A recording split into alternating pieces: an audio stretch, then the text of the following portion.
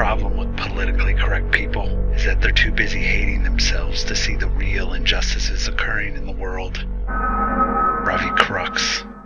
Are you just like me? Do you sense and see the hatred that is being formed from the left is past its boiling point? That they've completely become unhinged and even unwilling to have any discussion on any issue whatsoever. That is the side effect of decades of indoctrination. The left has become so set in their ideology that they've even begun pushing away those who consider themselves moderates.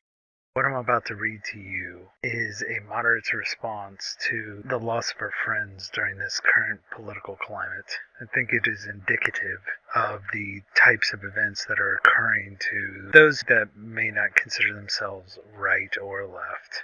Moderate's response by Anonymous. I've been silenced in this political season. Though I have strong opinions and am a moderate, I've not spoken up because I don't want to provoke incivility and because I respect my friends. But increasingly, and even more so after the election, the conversation on Facebook has become all the more incendiary, rude, and vitriolic. I've seen discussions that have crossed the boundaries of frustration into open threats. Still, out of politeness, I've stayed silent. As a mother of sons, and for a wealth of other reasons, I objected to the Women's March for Equality. For example, I didn't see a single woman protesting that their daughters aren't equally subject to the selective service, an obligation whose failure to comply bars college admission, employment, and the ability to drive for boys. I didn't see a woman demanding the equal admission standards for girls for the highly competitive university STEM program or service academy slots. Nor did I see any that demanded equal standards in the consideration for grants and scholarships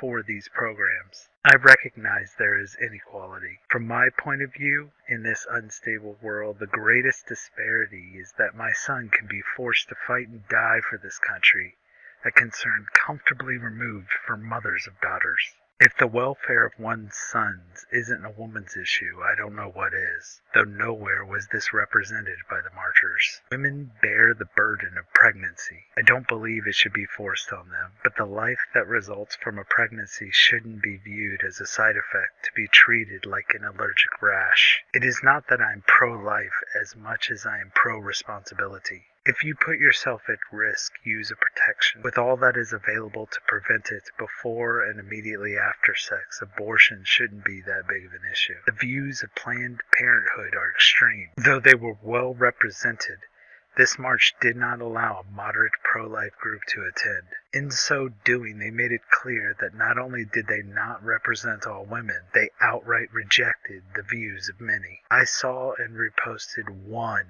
picture reflecting my sentiment on the march. This is the attached message, is the response I got. So for the person who posted this, though you didn't give me the same courtesy, I removed your name to avoid publicly shaming you.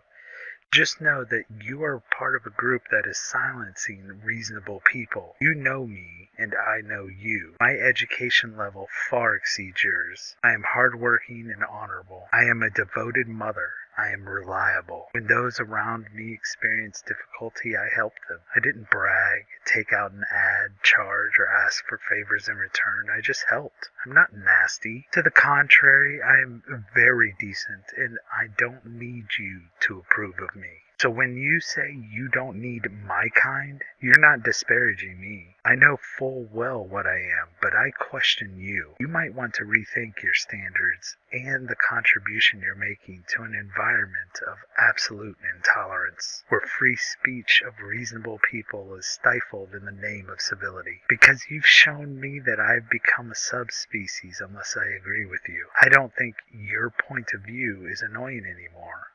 I think it's dangerous. So no longer will I stay silent to appease the feelings of those that would so easily disparage me for the non-offense of voicing a reasonable opinion. Nor will I cater to the emotional sensitivities of those that would treat me as having dropped 3 rungs down the Darwinian scale because I held a different opinion. So now is probably the time for you to retreat to your unchallenged bitter world, because I think you will not adjust well to an environment movement that no longer promotes your perverted sense of righteousness through silence. Hey guys, Ravi Crux here.